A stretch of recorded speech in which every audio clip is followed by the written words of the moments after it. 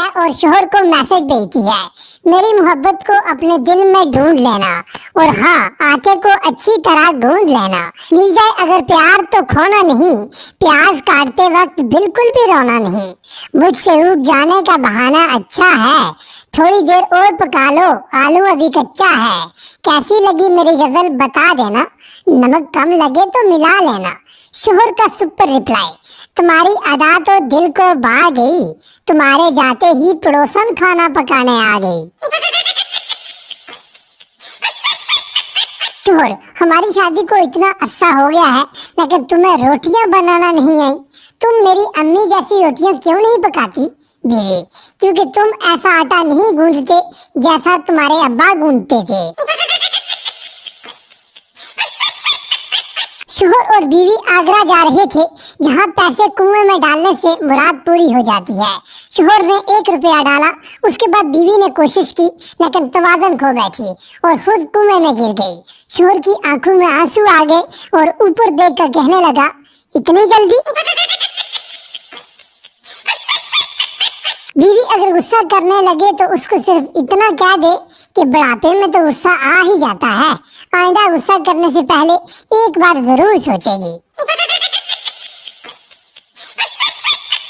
खड़ खड़ करके बर्तन धोना भी एक आर्ट है दोस्तों, ताकि घर में मौजूद तमाम कानों तक आवाज और दिमागों तक आगाही पहुंचे कि काम किया जा रहा है।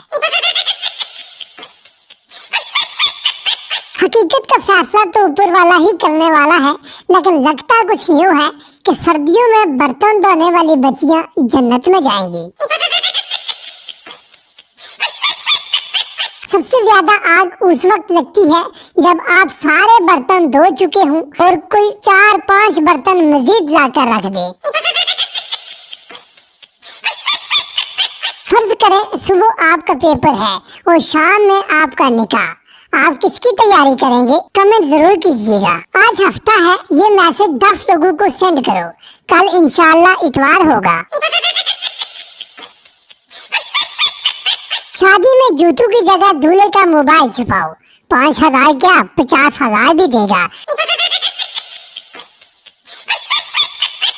दोस्तों, यहाँ तक अगर आपको ये वीडियो अच्छी लगी है तो वीडियो को लाइक कर दें और चैनल को भी सब्सक्राइब कर दें। लोग कहते हैं कि लड़कियां माँ बाप के घर में मेहमान होती हैं। मैं उनसे पूछता हूँ कि कोई इतना काम मेहमानों से करवाता है क्या? मुझे लगता है एक दिन ऐलान होगा कि एक अदद प्यारी गुगलू सी लड़की बर्तन मांजते मांजते कूच कर गई। इरशाद किया है, खिड़की से देखा तो गली में कोई नहीं था, खिड़की से देखा तो गली में कोई नहीं था। वाह जी वाह, क्या बात है, वाह।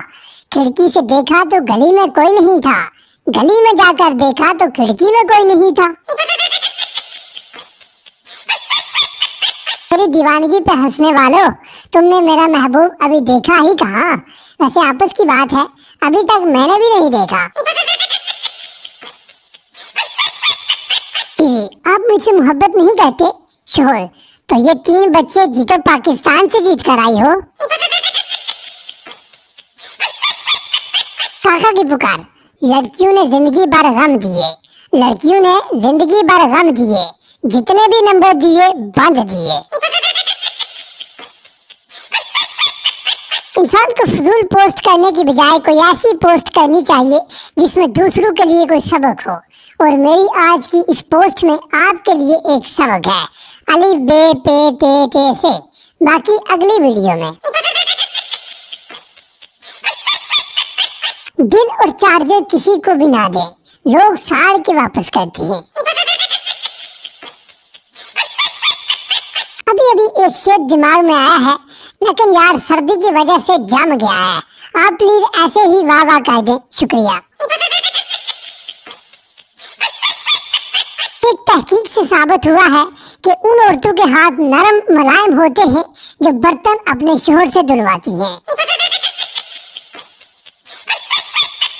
ये लड़कियां ही हैं जिन्हें नजर लगती है, वरना लड़कों के पीछे जब भी लगे हैं गली के कुत्ते ही लगे हैं। वफा ढूंढने निकले थे, सर्दी बहुत थी, सूप पीकर वापस आ गए। हाथ उठाएं वो लोग जो सुबह जागते ही तकिए के नीचे से मोबाइल निकालते ही ऑनलाइन हो जाते हैं। घबराओ नहीं, इस परचम के साए तले हम एक हैं, हम एक हैं। वो पूछना ये था कि अगर उम्मीदों पर पानी फिर जाए तो उस पर वाइपर लगाया जा सकता है क्या? में जाए लड़कियां, हमें वैसे भी हुए मिलेगी। कहाँ गई मेरी तस्वीर?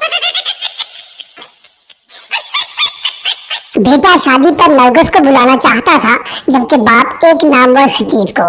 इतने में दादाजी आ गए। बात सुनकर दादा ने पूछा कि नरगिस कितने पैसे लेगी। पोते ने कहा 1 लाख बुकिंग और वेले अलग। और खतीब कितने लेगा? वो भी 1 लाख बुकिंग प्लस वेले। दादा ने कहा जब पैसे बराबर देने में तो फिर इतने नरगिस ही नचेगी।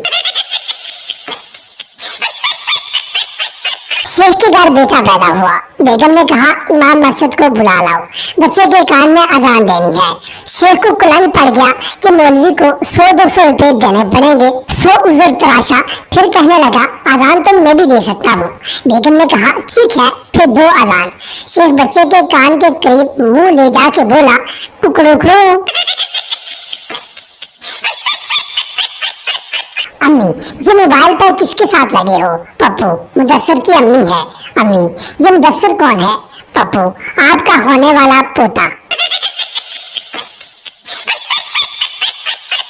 फुटबॉल के 2 खिलाड़ी लंबी लंबी छोड़ रहे थे। एक बोला मैंने एक दिन फुटबॉल इतनी ऊंची फेंकी कि पूरे 2 घंटे बाद वापस आई। दूसरा बोला ये तो कुछ भी नहीं है, मैंने एक दिन फुटबॉल इतनी ऊंची फेंकी कि वो 2 दिन बाद वापस आई और उसके साथ एक पर्ची भी थी जिस पर लिखा था कि ये फुटबॉल आइंदा चांद पर ना आए। मासूमियत की इंतहा। बच्चा फोन पर टीचर आज मेरा बेटा स्कूल नहीं आएगा, उसकी तबीयत ठीक नहीं है। टीचर आप कौन बोल रहे हैं? बच्चा मेरे अब्बू बोल रहे हैं। मर्दमशुमारी के इंस्पेक्टर ने परेशान होकर कहा मोहतरमा ये बात मेरी समझ में नहीं आई कि आपका एक बच्चा 2 बरस का है और दूसरा बच्चा 4 बरस का, और फिर आप ये कहती हैं कि आपके शोहर 5 साल हुए इंतकाल कर गए। औरत ने जवाब दिया हाँ मगर मैं तो अभी जिंदा हूँ। बेटा अम्मी मैंने दावत पर इतना खाया कि मैं चल नहीं सकता था, इसलिए घोड़े पर बैठ आया हूँ। माँ तुम्हें शर्म आनी चाहिए, तुम्हारे अब्बू ने इतना खाया कि लोग उन्हें चारपाई पर डालकर लाए हैं।